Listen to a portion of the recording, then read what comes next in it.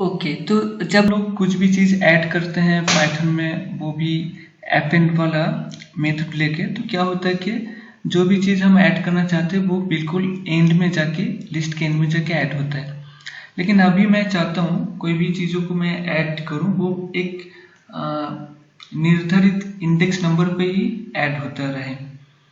तो मैं उसके लिए मैं क्या चाहता हूँ कि यहाँ पर जो नंबर 1 का इंडेक्स है, 0 से स्टार्ट होता है कोई भी लिस्ट, और ये हो गया 1 इंडेक्स, तो इसमें मैं एक आइटम को ऐड करना चाहूँगा। तो उसके लिए मुझे टाइप क्या करना पड़ेगा, तो इंस्टेड ऑफ अपेंड हम लोग टाइप करेंगे इंसर्ट, और फिर यहाँ पर वही इंडेक्स नंबर प्रोवाइड करेंगे जहाँ पर हम इंसर्ट करना चाहते हैं। तो इस केस में ये हो गया 1 नंबर इंडेक्स, तो 1 में मैं यहाँ पर 1 टाइप किया, और उसके बाद मैं यहाँ पर टाइप करूँगा जो मैं यहाँ पे इंसर्ट करना चाहता हूँ। तो अभी के लिए एक फ्रूट ऐड कर देता हूँ, एप्पल, काफ़ी कॉमन नेम है। तो जब ऐसे मैंने ऐड कर दिया और अभी मैं इसको रन करूँगा। अच्छा, रन तो हो गया, मैंने प्रिंट नहीं किया, मैं इसको प्रिंट भी करता हूँ, प्रिंट माई लिस्ट।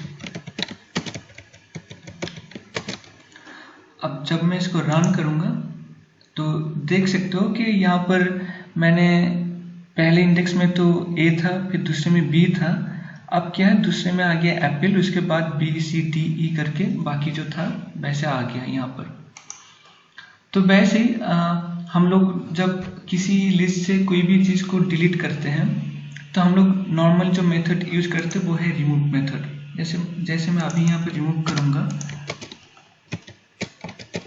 जो मैंने पिछले क्लास में दिखाया था, और रिमूव कौन सा आइटम को कर रहे हैं उसका नाम अगर यहाँ पर मैं डाल दूँ तो ये रिमूव हो जाएगा, और उसके साथ ही हम इसे प्रिंट करके भी देख लेते हैं क्या हो रहा है। अब देखो कि यहाँ पर जो बी वाला आइटम था वो आइटम यहाँ से चला गया, लेकिन अब मैं चाहता हूँ, तो मैंने पिछले क्लास में दिखाया था कि लास्ट वाला आइटम कैसे रिमूव होता है, जो कि नॉर्मल पॉप करने से रिमूव हो जाता है। और अगर कोई सिलेक्टेड आइटम को रिमूव करना चाहते हैं तो उसके लिए हमें रिमूव वाला सिंटेक्स यूज करना पड़ेगा, और इस मेथड के अंदर जो भी आइटम हम रिमूव करना चाहते हैं उस आइटम का नाम यहाँ पर डालना पड़ेगा। अब जैसे हमने एक स्पेसिफिक इंडेक्स में एक आइटम को ऐड किया है, तो वैसे ही हम लोग बिना आइटम का वैल्यू प्रोवाइड किए एक स्पेसिफिक इंडेक्स से आइटम को हम रिमूव कर सकते हैं। जैसे कि अभी यहाँ पर एक स्पेसिफिक इंडेक्स सिलेक्ट कर लेते हैं जो कि नंबर 2 इंडेक्स है, और 2 इंडेक्स में यहाँ पर आइटम है सी, तो इस सी को हम डिलीट करेंगे लेकिन इसका इंडेक्स नंबर प्रोवाइड करके। तो इसके लिए आइटम पाइथन प्रोवाइड करते हैं डेल वाला मेथड। सो डेल, जिसका मीनिंग से डिलीट, सो डेल देन एक स्पेस देना पड़ेगा, फिर उस लिस्ट का नाम देना पड़ेगा जिस लिस्ट से हम उस आइटम को डिलीट करना चाहते हैं, फिर आएगा उसका इंडेक्स नंबर। तो यहाँ पर इसका इंडेक्स नंबर है 2, तो मैं यहाँ पर 2 ऐड कर देता हूँ, और जैसे मैंने 2 ऐड कर दिया उसके बाद मुझे प्रिंट भी करना पड़ेगा, नहीं तो दिखाई नहीं देगा कि हमने क्या डिलीट किया। अभी मैं इसको रन करूँगा, तो जैसे मैंने रन किया आप देख सकते हैं कि यहाँ पर सी जो था, जो कि नंबर 2 इंडेक्स में था, वो यहाँ से डिलीट हो चुका है। अब मैं क्या चाहता हूँ, अभी जो इस लिस्ट में जितना भी आइटम है, मैं इन सारे आइटम को टोटली क्लियर कर देना चाहता हूँ। मतलब इस लिस्ट को मैं एक एम्प्टी लिस्ट में कन्वर्ट करना चाहता हूँ। तो इसके लिए पाइथन में एक ऑप्शन है, वो है क्लियर मेथड। तो क्लियर मेथड के लिए हमें पहले यहाँ पर जो लिस्ट का नाम है वो डालना पड़ेगा, फिर डॉट क्लियर, और उसके बाद एक पैरेंथेसिस माने first bracket open and close, और उसके बाद एंटर डालने से क्लियर हो जाएगा। और इसके साथ ही मैं प्रिंट कर देता हूँ ताकि पता चले क्लियर हुआ कि नहीं हुआ। अब देख सकते हो कि अभी यहाँ पर जो भी लिस्ट था, जो शुरू में तो ए बी सी डी करके ई तक था, फिर हमने उसमें एप्पल ऐड किया, फिर उसके बाद हमने बी को रिमूव किया, फिर सी को रिमूव किया। अब मैंने पूरा लिस्ट को ही क्लियर कर दिया। तो अब ये लिस्ट एक एम्प्टी लिस्ट में कन्वर्ट हो चुका है। तो मैं फिर से इस लिस्ट को थोड़ा वैल्यू प्रोवाइड कर देता हूँ। तो मैं अब क्या करूँगा, अपेंड वाला मेथड यूज़ करूँगा, वो भी 2-3 बार। कहाँ गया अपेंड,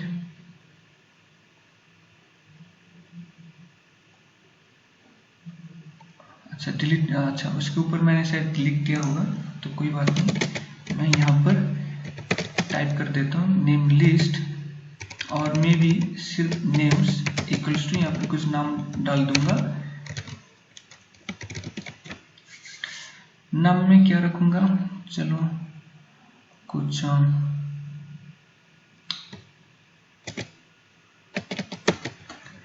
अपना ही नाम है।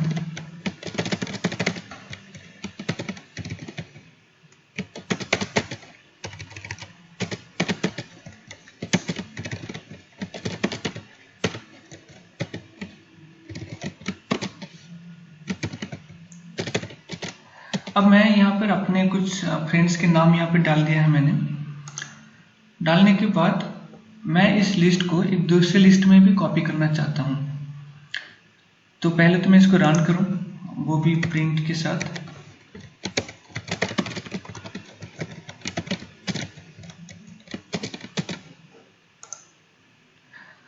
अच्छा, तो ये हमारा एक नाम वाला लिस्ट क्रिएट हो चुका है, और मैं इस लिस्ट का भी कॉपी करूँगा।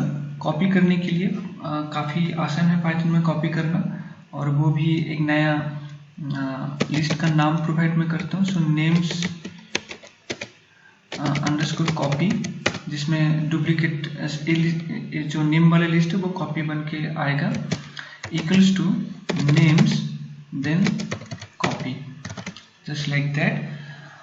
और मैं फिर इसको रन करता हूँ। रन करने के बाद ही मैं प्रिंट भी करूँगा, दोनों को ही प्रिंट करूँगा ताकि पता चले दोनों ठीक ठाक है कि नहीं। Names copy.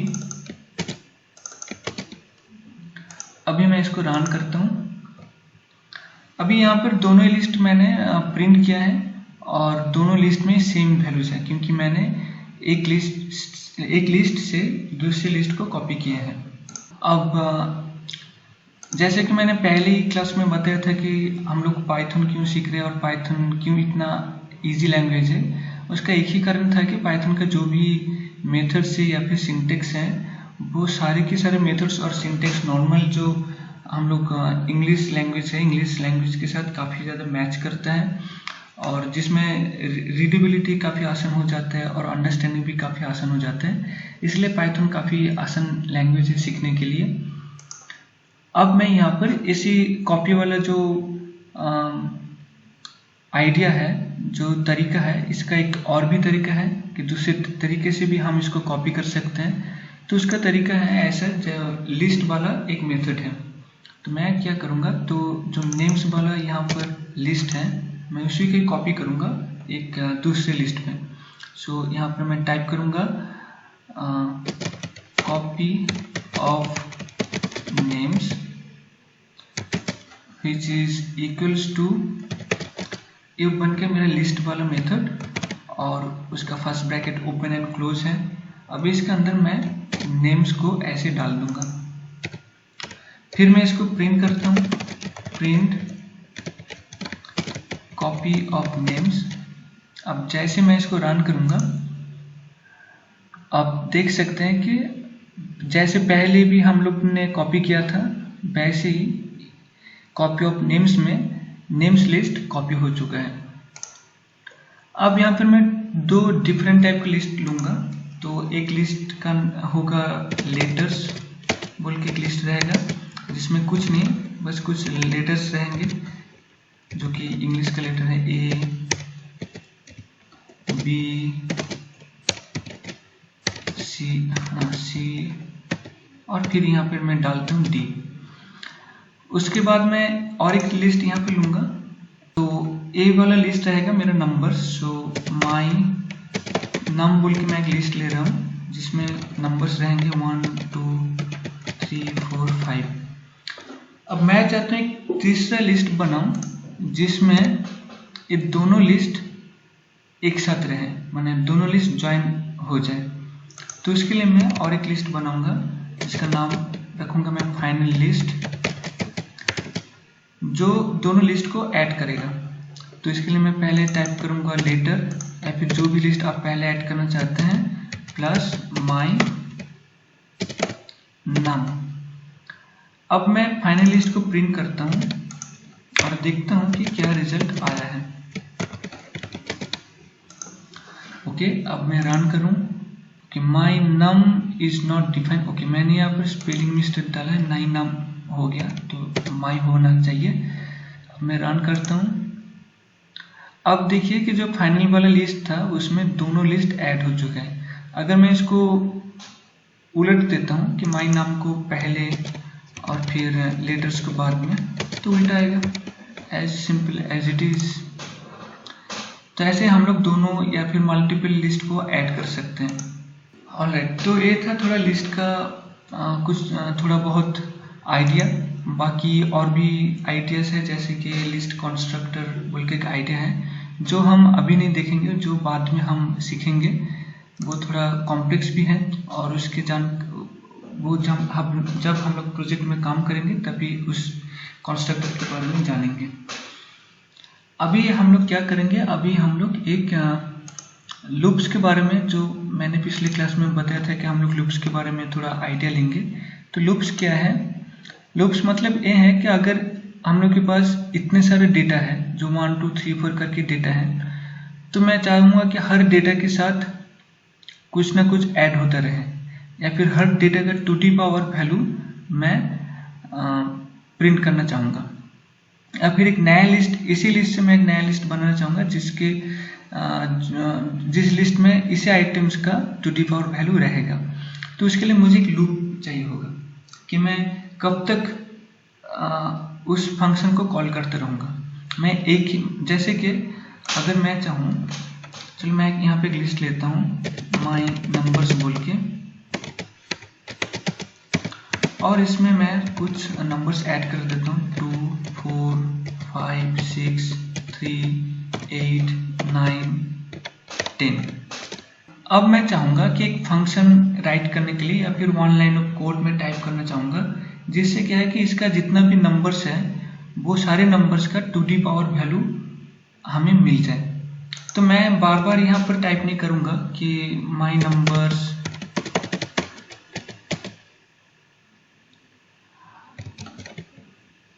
फिर यहाँ पर इंडेक्स डाल के, जैसे कि 0 फिर स्क्वायर वैल्यू 2 जो होते हैं स्क्वायर के लिए, ऐसे में बार बार लाइन ऑफ कोड में नहीं लिखूंगा। तो उसके लिए मैं क्या करूंगा, अगर मैं ऐसे लिखता हूं तो यहाँ पर कितना आइटम है, 1 2 3 4 5 6 7 8, तो 8 बार मुझे इस लाइन ऑफ कोड को टाइप करना पड़ेगा। चलिए 8 तो थोड़ा छोटा नंबर हो ही गया, लेकिन यहाँ पर 8 की जगह 800 रहता तो ये बेवकूफ़ी ही होगा कि कोई भी डेवलपर 800 बार एक ही लाइन ऑफ कोड को बार बार टाइप करेगा। तो इसी के कारण हम लोगों को फॉर वाला एक लूप चाहिए या फिर व्हाइल वाला लूप चाहिए, जो कि पाइथन के अंदर प्रेजेंट है। तो मुझे इसीलिए हम लोग को एक लूप क्रिएट करना पड़ेगा। तो बार बार उसी लूप के अंदर जो हमारा लाइन ऑफ कोड है वो काम करते रहेगा। तो चलिए मैं यहाँ पर वो लूप यहाँ पर टाइप करता हूँ। तो पहले तो हम लोग सीखेंगे फॉर लूप। फॉर लूप में क्या रहता है, तो हम लोग फॉर ऐसे टाइप करेंगे, फिर उसके बाद एक लोकल वेरिएबल लेते हैं। लोकल वेरिएबल क्या होता है, जैसे कि अभी हमने माई नंबर्स बोल के एक वेरिएबल लिया है, यहाँ पर पिछले बार में हमने लेटर्स माई नंबर बोल के वेरिएबल लिए थे। तो ये जो सारे वेरिएबल्स है, इस सारे कोड में अब जितना लाइन ऑफ कोड हमने यहाँ पे लिखा है तो सारी जगह पे अवेलेबल रहेगा। तो वो हो गया ग्लोबल वेरिएबल्स। लेकिन मैं जो वेरिएबल इस फॉर के बाद लिखूंगा वो बन जाएगा लोकल वेरिएबल, जो सिर्फ इस फॉर स्कोप के अंदर रहेगा। अभी दिमाग में रहेगा कि स्कोप क्या है। चलो अभी टाइप करते हैं, फिर बाद में मैं एक्सप्लेन करूंगा कि क्या है स्कोप। एक लोकल वेरिएबल का नाम कुछ भी आप सिलेक्ट कर सकते हैं, अपना नाम भी डाल सकते हैं। तो मैं यहाँ पर आइटम डाल रहा हूँ। आइटम काफ़ी कॉमनली यूज्ड लोकल वेरिएबल है फॉर लूप के लिए। तो ये आइटम कौन सी लिस्ट से आएगा वो भी डिफाइन करना पड़ेगा। सो आइटम इन माई नंबर्स। फिर मैं यहाँ पर जैसे कि इफ एल्स के समय यहाँ पर मैंने कोलन डाला था, तो यहाँ पर भी मैं कोलन डाल दूंगा। ऐसे कोलन डालने के बाद ही यहाँ पर आप देख सकते हैं कि ऑटोमेटिकली लाइन इंडेंटेशन हो गया है, जो कि पाइथन का बेसिक रिक्वायरमेंट्स है। तो इसका मतलब इसके अंदर मैं जो भी प्रिंट करूंगा वो फॉर लूप के अंदर ही आएगा। अभी के लिए मैं प्रिंट करता हूँ प्रिंट आइटम। तो ये जो आइटम है ये इसी लिस्ट का हर एक आइटम को डिटेक्ट करेगा। अभी जैसे कि एक लूप है तो तब तक आइटम को प्रिंट करते रहेगा जब तक कि ना इसका सारा आइटम खत्म ना हो जाए, या फिर जब तक इसका पूरा लेंथ खत्म ना हो जाए। इसका लेंथ मतलब है 2 से लेकर 10 तक जितना भी आइटम है उसका टोटल नंबर।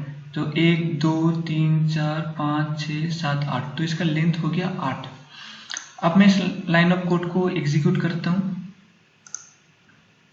आप देख सकते हैं कि हर एक नंबर को एक ही लाइन ऑफ फंक्शन में हमने 8 बार प्रिंट कर दिया है।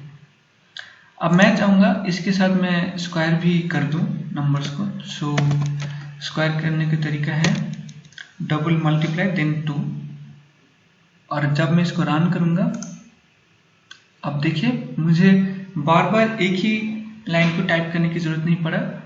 एक ही बार में मैंने सारे जो आइटम्स है उसको स्क्वायर कर दिया। अब मैं इसका 2⁴ भी कर सकता हूँ, जो भी मैं चाहूंगा। अब वो भी बन गया। ओके, अब मैं यहाँ पर थोड़ा इस प्रोग्राम को थोड़ा इंटरेस्टिंग बनाने के लिए मैं यहाँ पर थोड़ा कंडीशन भी डालूंगा। तो मैं क्या कंडीशन डालूंगा, तो मैं यहाँ पर क्या करना चाहूंगा, जो भी यहाँ पर ऑड नंबर है उसके साथ मैं क्यूब करूंगा, और जो भी यहाँ पर इवन नंबर है उसके साथ में स्क्वायर करूंगा। तो इसके लिए हम लोग जो पिछले क्लास में सीखे थे कि इफ एल्स कंडीशन, तो उसी कंडीशंस को हम यहाँ पर यूज करेंगे। चलिए यूज करते हैं। तो यहाँ पर मैं टाइप करूंगा इफ आइटम इक्वल्स टू, हम लोग यहाँ पर तो टाइप नहीं कर पाएंगे, इवन ऑड इसका मेथड है, अभी मैं टाइप करूंगा। तो ऑड इवन चेक करने के लिए मैंने एकदम पहले क्लास में मैंने बताया था कि मॉड्यूल जो सिंबल है या फिर जो ऑपरेटर है उसी का ही हम लोग यूज करेंगे। मॉड्यूल्स में क्या होता है कि रिमाइंडर रहता है, राइट। तो मैं यहाँ पर करूंगा आइटम मॉड्यूल्स 2। अगर हम लोग 2 से डिवाइड करेंगे तो जो भी इवन नंबर्स हैं तो उसका रिमाइंडर 0 आएगा, अदरवाइज 1 आता रहेगा। तो अगर आइटम मॉड्यूल्स 2 इक्वल्स टू 0 आया तो ये इवन नंबर हो गया। तो मैं क्या करूंगा, इवन के साथ स्क्वायर करूंगा, राइट। सो आइटम देन स्क्वायर। फिर मैं यहाँ पर एल्स भी लिख सकता हूँ या फिर दूसरा एक कंडीशन भी लिख सकता हूँ। तो अभी के लिए मैं एल्स लिख दूं। अगर इवन नहीं हुआ तो मैं यहाँ पर करूंगा क्या, क्यूब करूंगा। तो आइटम्स देन 3। ऑलराइट, चलो अब इसको एग्जीक्यूट करते हैं, देखते हैं क्या आता है। अब पता कैसे चलेगा कौन सा इवन है कौन सा ऑड है। चलो यहाँ पर एक स्ट्रिंग वैल्यू भी प्रोवाइड करते हैं, इवन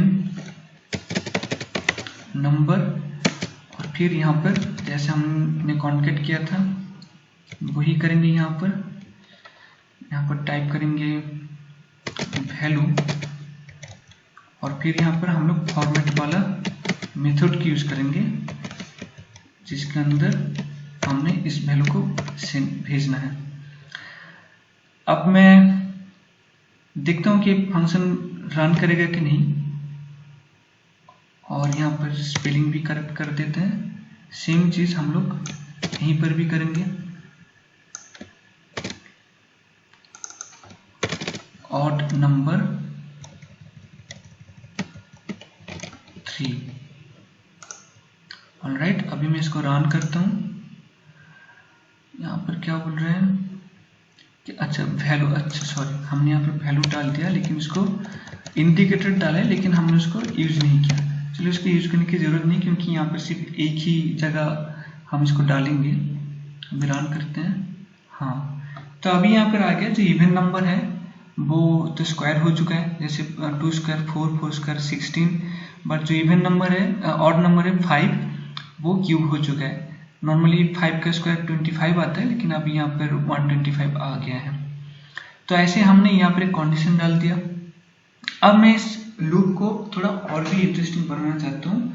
मैं चाहता हूँ कि इसी लूप से मैं और भी 2 लिस्ट क्रिएट करूँ, जहाँ पर एक लिस्ट में सिर्फ इवन नंबर्स का स्क्वायर रहेगा और एक लिस्ट में सिर्फ ऑड नंबर्स का क्यूब रहेगा। माने एक लिस्ट में सिर्फ ए वैल्यू जाएगा और दूसरी लिस्ट में ए वाला वैल्यू जाएगा। तो इसके लिए मैं क्या करूँगा, मैं यहाँ पर 2 और लिस्ट लेता हूँ जो कि एम्प्टी लिस्ट रहेगा। सो मैं यहाँ पे टाइप करूँगा ऑल इवेंट्स इक्वल्स टू एक एम्प्टी लिस्ट, और फिर यहाँ पर मैं टाइप करूँगा ऑल ऑड्स, ये भी एक एम्प्टी लिस्ट रहेगा। और अब मैं यहाँ पर प्रिंट तो मैं कर ही रहा हूँ, उसके साथ में क्या करूँगा, उसके साथ में ऑल इवेंट्स डॉट अपेंड, जो अभी अभी हमने सीखा और पिछले क्लास में भी हमने सीखा था कि अपेंड करेंगे, वही इसका। तो अभी मैं इसको अपेंड कर लूँ और यहाँ पर मैं करूँगा ऑल ऑड्स अपेंड, इसका क्यूब वाला वैल्यू आएगा। अब मैं इसको रन करता हूँ। अच्छा, रन करने से पहले मैं प्रिंट भी कर लूँ कि दोनों सही लिस्ट में जा रहा है कि नहीं। तो पहले तो मैं प्रिंट करूँगा प्रिंट, इंडेंटेशन के बाहर प्रिंट ऑल इवेंट्स, और फिर मैं प्रिंट करूँगा ऑल ऑड्स।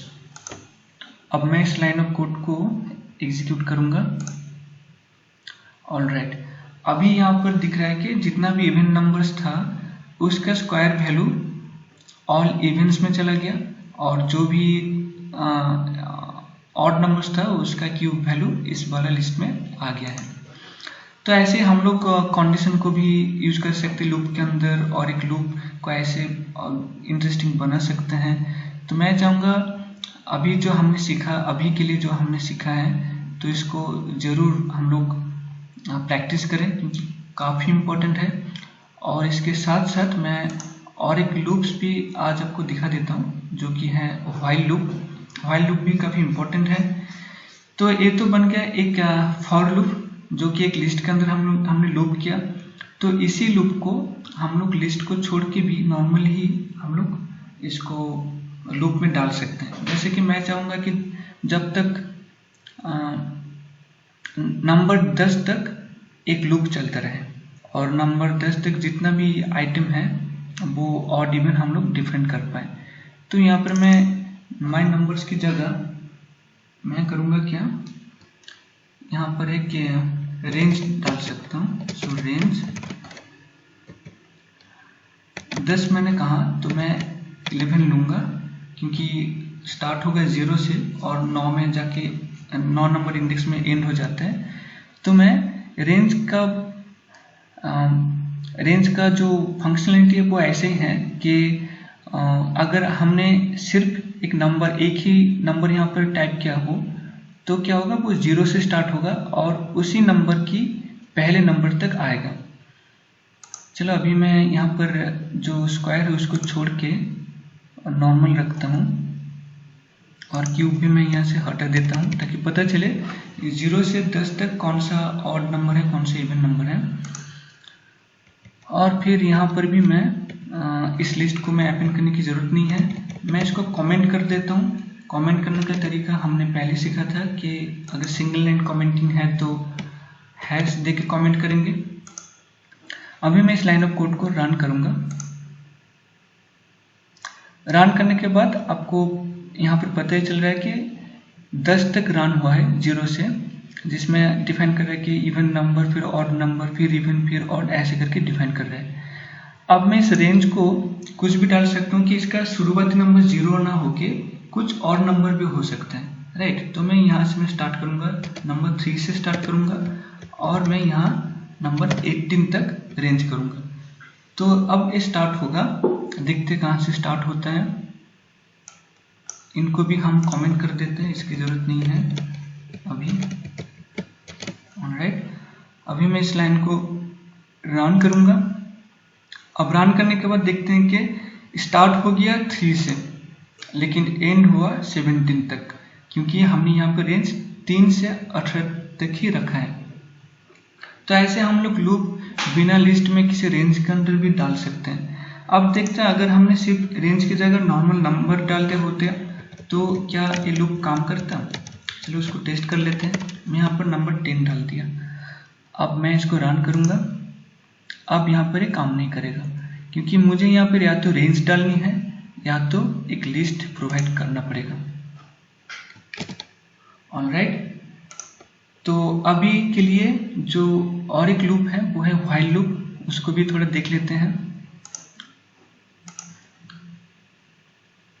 व्हाइल लूप में क्या होता है कि वहाँ पर एक कंडीशन की जरूरत पड़ती है। जैसे मैं यहाँ पर एक वेरिएबल लेता हूँ काउंट, जिसका वैल्यू है अभी 0। अब मैं यहाँ पर व्हाइल लूप लूंगा। व्हाइल मतलब क्या है कि जब तक मेरा एक कंडीशन ट्रू रहेगा तब तक ये लूप चलता रहेगा। माने सिम लाइन लूप मतलब सिम लाइन ऑफ कोड होता रहेगा। तो अभी मैं यहाँ पर एक व्हाइल टाइप करूँगा, नॉर्मल जो इंग्लिश का वर्ड है व्हाइल। अब मैं टाइप करूँगा काउंट। तो मैं कब तक इस काउंट वाला व्हाइल लूप चलाते रहूँगा, जब तक कि काउंट लेस देन 10 है। जब तक काउंट 10 से छोटा है तब तक मैं एक लाइन ऑफ कोड को एग्जीक्यूट करूँगा, जो कि मैं इसके व्हाइल लूप के अंदर ही रहेगा। तो मैं यहाँ पे प्रिंट करूँगा, प्रिंट में एक स्ट्रिंग लेके मैं फॉर्मेट वाला मेथड यूज करूँगा। तो अगर आप पहली बार फॉर्मेट वाला मेथड देख रहे हैं तो मैं आपको यहीं पर ही दिखा देता हूँ कि फॉर्मेट मेथड क्या है। या तो आप मेरा पिछले क्लास जो इसी यूट्यूब में है वहीं पर भी आप चेक कर सकते हैं, लेकिन अभी के लिए दिखाता हूँ। तो काउंट इज, अभी के लिए काउंट क्या है वो समझने के लिए मैं यहाँ पर काउंट को डालना चाहूँगा ऐसे। तो अगर मैं सिर्फ काउंट डाल दिया तो इस काउंट और इस काउंट में कोई फर्क नहीं पड़ेगा। अब पाइथन डिटेक्ट कैसे करेगा कि हम लोग इस काउंट को रेफर कर रहे हैं, डिटेक्ट नहीं कर पाएगा। तो इसके लिए हमें यहाँ पे क्या करना पड़ेगा, यहाँ पर एक सेकेंड ब्रैकेट डालना पड़ेगा। और डालने के बाद जहाँ पर स्ट्रिंग एंड होता है, मतलब जहाँ पर कोटेशन एकदम एंड हो जाता है, वहीं पर मैं डॉट टाइप करूँगा, फिर फॉर्मेट मेथड को कॉल करूँगा ऐसे। फॉर्मेट के बाद हम लोग को पेरेंथेसिस डालना पड़ता है, जो कि first bracket open and close, और उसके अंदर हमें सेंड करना है वही वैल्यू को जो हम यहाँ पर प्रिंट करना चाहते हैं। तो अब एक काउंट, अब पाइथन समझ पा रहा है कि ये जो काउंट हमने यहाँ पे लिखा है वो बेसिकली यही काउंट को हम लोग डिटेक्ट कर रहे हैं। तो अभी के लिए जो लाइन ऑफ कोड्स हैं आप देख सकते हैं कि अगर काउंट 10 से छोटा हो तो ही हम इसको प्रिंट करेंगे। तो यहाँ पर काउंट हमेशा के लिए 10 से छोटा रहेगा, क्योंकि काउंट इक्वल्स टू 0 है। तो अभी जो लूप क्रिएट होगा वो इन्फिनिट लूप बन जाएगा। इन्फिनिट मतलब जब तक कि आपका मशीन हैंग नहीं हो जाता तब तक ये लूप चलता रहेगा, या फिर जब तक आपका मशीन या फिर आप जो भी ब्राउजर हम यूज़ कर रहे हैं उसको क्लोज नहीं करते तब तक ये लूप चलते रहेगा। तो उसको अवॉइड करने के लिए तो अभी मैं इसको रन नहीं करूँगा, क्योंकि अगर मैंने इसको अभी रन कर दिया तो मेरा सिस्टम हैंग हो जाएगा और जो कनेक्शन है वो भी डिस्कनेक्ट हो जाएगा। तो इसको अवॉइड करने के लिए हमें क्या करना पड़ेगा, हमें यहाँ पर इस काउंट नंबर को इंक्रीमेंट करना पड़ेगा, मतलब उसको एक नंबर से ऐड करना पड़ेगा या फिर 2 नंबर से ऐड करना पड़ेगा। तो अभी के लिए मैं काउंट को हर एक बार एक नंबर से इंक्रीमेंट करूँगा। पर मैं टाइप करता हूँ काउंट, फिर मैं टाइप करूंगा इक्वल्स टू काउंट प्लस 1।